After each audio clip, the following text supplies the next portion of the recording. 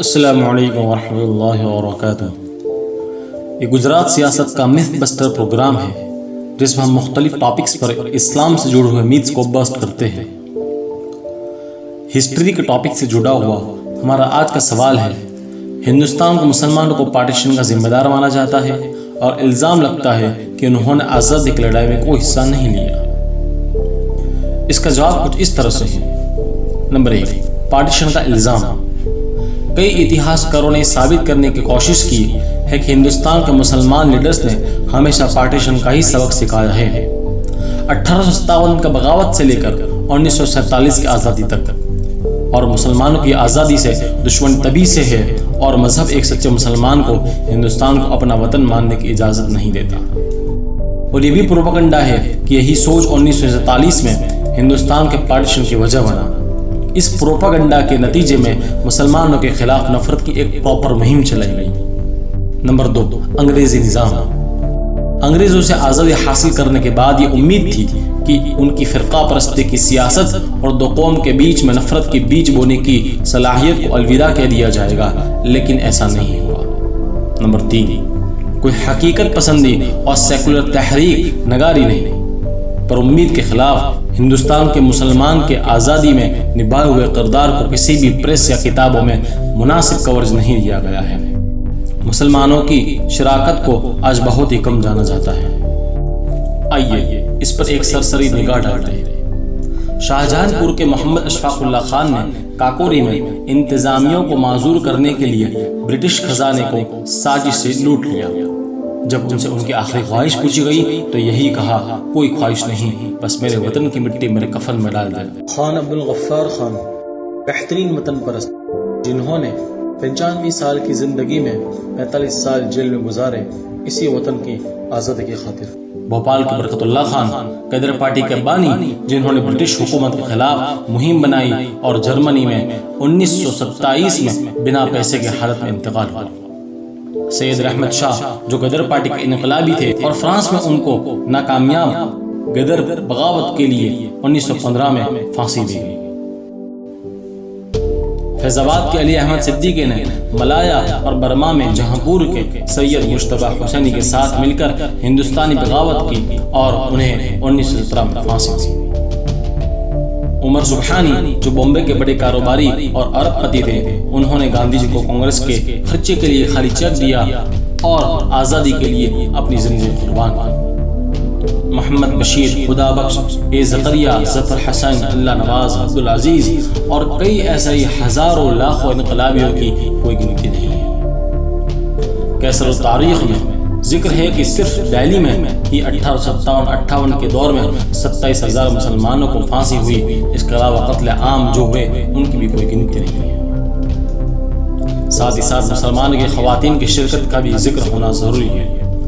बेगम हसन महल, आबिदी बेगम, अमजदी बेगम, जुबैदा बेगम, अस्मत आरा बेगम, सुगरा खातून, अमीना तैयब जी, हामिदा तैयब जी। आइए अब तारीख पर भी एक निगाह डालते हैं।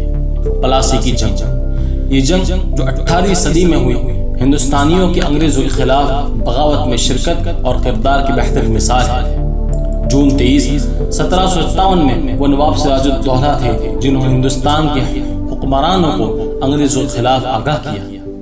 24 साल की उम्र में वो जंग हार गए और उनका कत्ल हुआ। इसके फौरन बाद टीपू सुल्तान भी चौथी मैसूर की जंग में लॉर्ड वेलेस्ली के हाथों 1799 में शहीद हुए। फराइज और वहाबी तहरीक, मुसलमान इनकलाबियों की शिरकत 19वीं सदी के शुरुआत से ही देखने को मिली। फराइज और वहाबी तहरीक ने अंग्रेजों के हिंदुस्तान पर काबिज होने की मुहिम को हिलाकर रख दिया था।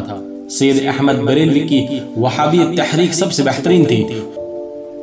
उन्होंने हिंदू और मुसलमानों से अपील किया कि साथ मिलकर वतन से अंग्रेजों को निकाल दे, और इसलिए 1831 में बालाकोट में उनका इंतकाल हुआ।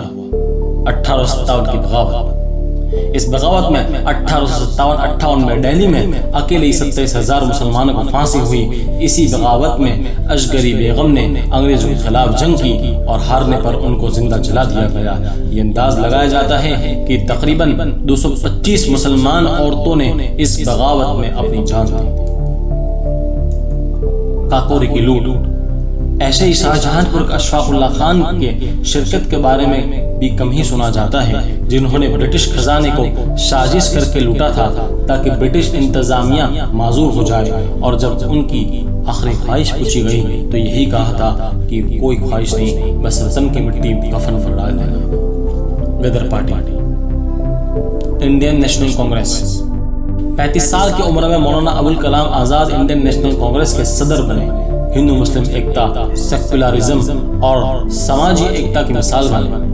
राजमोहन गांधी ने अपनी किताब अंडरस्टैंडिंग मुस्लिम माइंड्स, मुसलमानों के दिमाग को समझना में ये कहा है कि मौलाना आजाद अपनी बीवी जुलेखा बेगम के जनाजे के बाद फौरन ही कांग्रेस के दफ्तर गए और क्विट इंडिया मूवमेंट की शुरुआत की।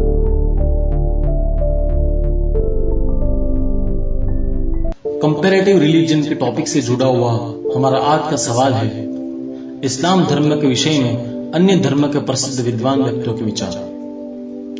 दोस्तों, जैसा कि हम सब जानते हैं कि दुनिया के सब धर्मों में से सबसे ज्यादा दुष्प्रचार इस्लाम को ही लेकर किया जाता रहा है, और अल्लाह ने इस्लाम धर्म में ऐसी खूबी रखी है कि इसको जितना बदनाम किया गया है उतना ही तेजी से फैलता गया है।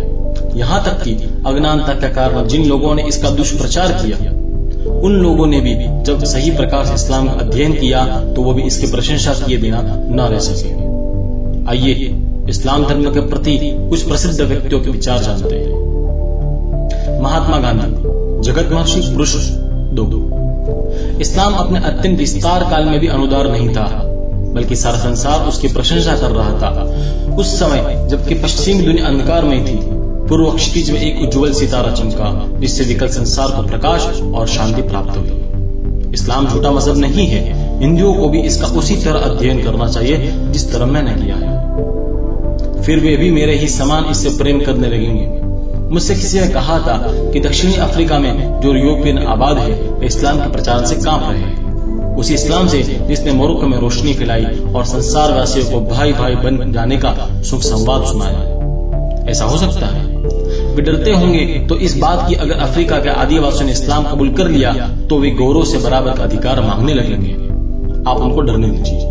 अगर भाई भाई बनना पाप है और इस बात से परेशान है कि उनका वांशिक बड़प्पन कायम न रह सकेगा तो उनका डरना उचित है, क्योंकि मैंने देखा है कि एक जूलो ईसाई हो जाता है तो वह सफेद रंग के ईसाइयों के बराबर नहीं हो पाता, किंतु जैसे ही वह इस्लाम ग्रहण करता है तो बल्कि उसी वक्त वह उसे प्याले में पानी पीता है और उसी प्लेट में खाना खाता है जिसमें कोई और मुसलमान पानी पीता और खाना खाता है। सही है यूरोपियन का डर।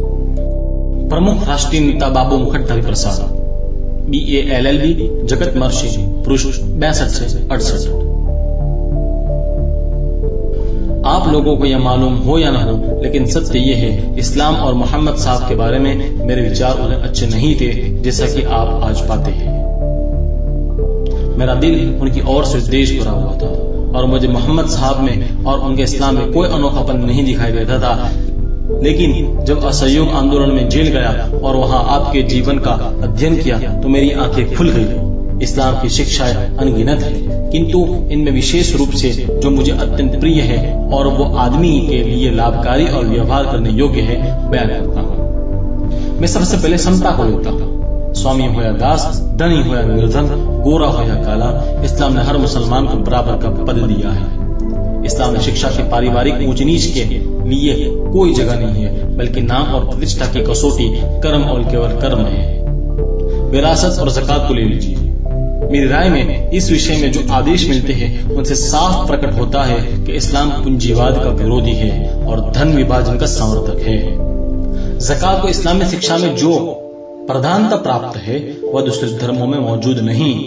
विरासत ने एक परिवार के तमाम लोगों की कठिनाइयां दूर की तो ज़कात ने निर्धन मुसलमानों को निर्धनता के गड्ढे से उबारा और सुखी जीवन बिताने का अवसर प्रदान किया। सज्जनों, कहा जाता है कि इस्लाम तलवार के बल पर फैला। आपको सुनकर आश्चर्य होगा कि मेरा भी यही विचार था, लेकिन वह कौन सी तलवार थी? क्या वह लोहे की तलवार थी? नहीं, वह मोहम्मद साहब के अमूल्य चरित्रता, क्षमा भाव, शुद्ध आचार विचार, उनके महान गुण और उनकी कयामत तक न मिटने वाले आदर शिक्षाओं की चमकती दमकती तलवार थी, जिसने गर्दनें काटने की जगह दिलों को एक धागे में जोड़ दिया। Shri V N Shani, editor of Hindustan Times, Delhi. वो कहते हैं कि दुनिया के सारे धर्मों में केवल इस्लाम ही एक ऐसा धर्म है जो इस बात की घोषणा कर सकता है कि उसे लोकतंत्र का सच्चा संदेश और सच्चा संदेशवाहक यानी पैगंबर मिला है। इस्लाम में सबसे अधिक वर्णनीय अधिकार है जो उसने स्त्रियों को दिए हैं। ये सत्य है कि जहां तक समाज में स्त्रियों की हैसियत और मर्दों के साथ मेल जोल रखने की स्वतंत्रता का सवाल है, दोनों धर्म इस्लाम और इंसानियत ने स्त्रियों को बहुत कुछ दिया है, लेकिन विरासत, खुला यानी पत्नी की मांग पर पति से तलाक, जायदाद और मिल्कियत के वैध अधिकारों के विषय में इस्लाम ने स्त्रियों को ऐसी स्वतंत्रता प्रदान की है जिन्हें आज का युग अपने स्त्रियों को देने का इच्छुक है। सरोजिनी नायडू वो कहती है कि न्याय बोध इस्लाम का सबसे आश्चर्य में डाल देने वाला आदर्श है। इसलिए कि मैंने कुरान पढ़ा तो मैंने पाया कि इस्लाम ने जीवन के कुछ तथ्यपरक सिद्धांत दिए हैं जो काल्पनिक नहीं बल्कि व्यवहारिक हैं और पूरे जीवन के लिए दैनिक कार्यक्रम निश्चित करते हैं। ये सिद्धांत पूरी दुनिया वालों के लिए है, न कि किसी विशेष क्षेत्र और देश के लिए। एजेटाइन ली, न्यूयॉर्क, 1948, पृष्ठ 205। वो कहते हैं कि मुसलमानों में जो जातिगत भेदभाव की समाप्ति यह है कि इस्लाम की बहुत बड़ी है और आज पूरी दुनिया में जातिगत भेदभाव ने जो हाहाकार मचा रखा है उसे देखते हुए तो इस्लाम के इसी सिद्धांत की बड़ी जरूरत है। इसका जोरदार प्रचार होना चाहिए। लाला काशीराम चावला, ये मुस्लिम भाई, पृष्ठ 252 से 258।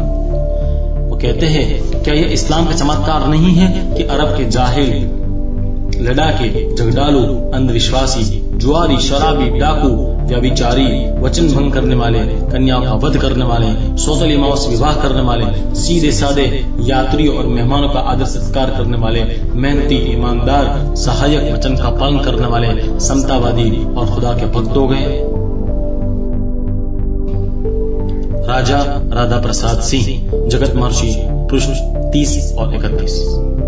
वो कहते हैं मैं एक कदम और आगे बढ़ता हूं और अंत में यह कहे बिना नहीं रह सकता कि मैंने जहां तक अपने धर्म की किताबें और दूसरे धर्मों के संस्थापकों और बड़े बड़े सुधारों की शिक्षा का अध्ययन किया है, उनमें मुझे कहीं भी समता का इतना प्रबल और स्पष्ट आदेश नहीं मिला जितने जोरदार तरीके से और साफ और बिना उलझे हुए शब्दों में हजरत मोहम्मद सल्लल्लाहु अलैहि वसल्लम ने उसका आदेश दिया है। विभिन्न जातियों, वंशों और धर्मों में एक बंधुत्व स्थापित कर देना हजरत मोहम्मद सल्लल्लाहु अलैहि वसल्लम से पहले दुनिया में संभवतः कभी और कहीं नहीं दिखाया गया। यह आपकी ही कल्याणपूर्ण शिक्षा का प्रभाव है कि वंशीय और जातीय विभेद मिटाकर सबको भय बना दिया। याक्स डार्ट की पुस्तक मोहम्मद, बुद्ध एंड मसीह, उसमें लिखा है हज़रत मोहम्मद सल्लल्लाहु अलैहि वसल्लम का चरित्र अति उत्तम था। आपके निकट सांसारिक बड़ाई कोई चीज न थी। आपकी सेवा में हर व्यक्ति स्थान पा सकता था। हम अत्यंत सत्यता के साथ कहना चाहते हैं कि आपका व्यक्तित्व सुख और कल्याण का स्रोत था। आप अद्वितीय, सुशील और सहृदय मनुष्य थे। आपका सहनशील और संयमी जीवन मन को बहुत ही लुभा लेने वाला है और हमारे दिल में आपके महान व्यक्तित्व के लिए विशेष श्रद्धा है।